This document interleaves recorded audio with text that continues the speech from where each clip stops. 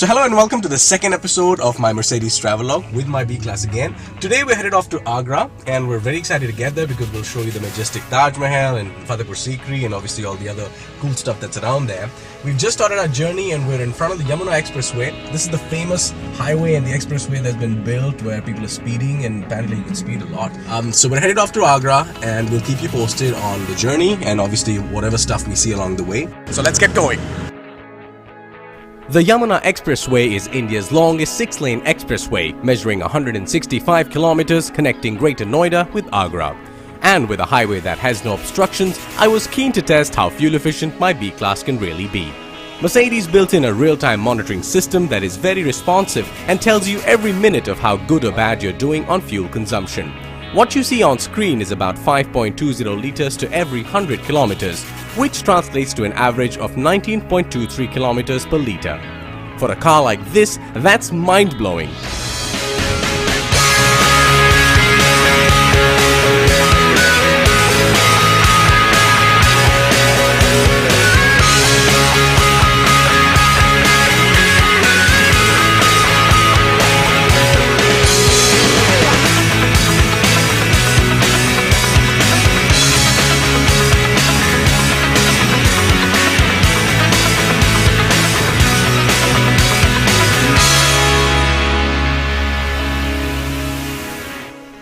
And we reached Agra. We quickly stopped over at our hotel, checked in and then head out to Fatehpur Sikri, which is about an hour's drive from Agra city.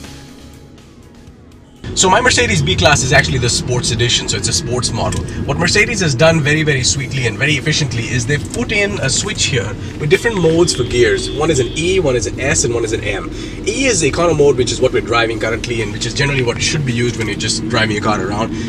It's very good for fuel efficiency. You have M, which is manual, so you can change gears manually using these paddle shifts. And then sports mode is for situations like the one I'm in right now where I want to overtake this truck, but I'm not sure if the car will be able to give me that raw power to instantly just maneuver and get in front of this truck. All I do is switch to S, and then all I have to do is put the pedal to the metal. Check this out.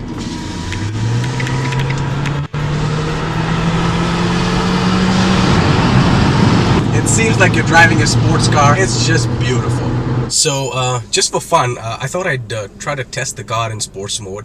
We're gonna set the counter right about now.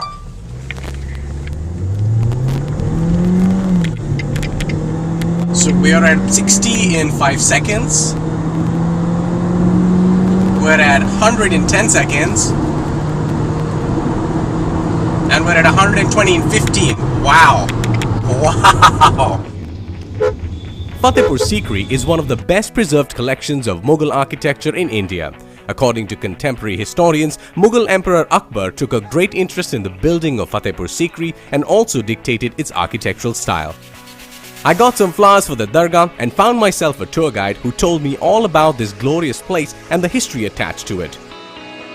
Some great things to see here are the Buland Darwaza, Diwan-e-Aam, Diwan-e-Khas and of course the tomb of Salim Chishti.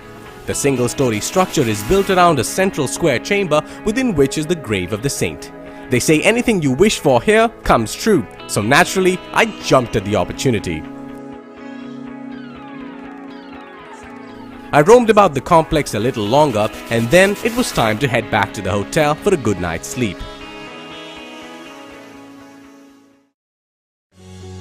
The next day I was up early. The hotel had a shuttle bus that took us to the Taj Mahal's East Gate. And we're finally at Taj Mahal. We're just about to enter at the East Gate of Taj Mahal. We have our tickets in hand and of course the shoe covers to wear on your shoes. Now you don't have to take off your shoe. We're very excited to visit and see one of the 7 wonders of the world. We arrived in Agra on Friday, so the Taj Mahal is actually closed on a Friday, which is why today, Saturday, is when we've got time to head out. So it's bound to be a little crowded. We finally made it. There it is, the actual Taj Mahal, one of the 7 wonders of the world. Built by Mughal Emperor Shah Jahan in memory of his third wife Mumtaz Mahal, the Taj Mahal is widely recognized as the jewel of Islamic art in India. Surrounded by beautiful gardens, the Taj Mahal plays host to hundreds and thousands of people every day from India and abroad. As you can see, this is the classic Taj Mahal pose. We are not doing that. I bid farewell to the Taj and headed out to a place called Mehtab Bagh. I somehow managed to get my Mercedes close enough, and it was great to see the seventh wonder of the world behind the eighth. I checked out of the hotel and started the journey back to Delhi. Steering through traffic, I was soon back on the Yamuna Expressway. Now, one of the worst things is if you're stranded on the highway. God forbid that happens, especially on one such as the Yamuna Expressway. You never know when the next petrol pump is going to come in. More so if you have something like a flat tire or low pressure in one of your wheels. Now, Mercedes comes standard with features that tell you in your dashboard cluster that you have low air pressure in one of your wheels, but it also comes standard with these two things. This is a tire fit gel. You can use this using this device and inject it into the wheel that you have a flat in, and it'll ensure that you can at least drive up to the next gas station. This other gadget is actually pretty fantastic. The supplied electric air pump is a breeze to use. Simply plug in the adapter into the cigarette lighter, connect the yellow end of the rubber pipe into the pump and the other end to the tire intake valve. The device will instantly tell you the tire pressure. Press the yellow button to reduce the pressure. In case you need to fill up the tire, simply switch on the pump. With such thoughtful features standard in the B class, you'll never be stranded on a highway. Another journey comes to an end. Me and my B cannot wait to hit the road again. Where will it take me next? Keep watching.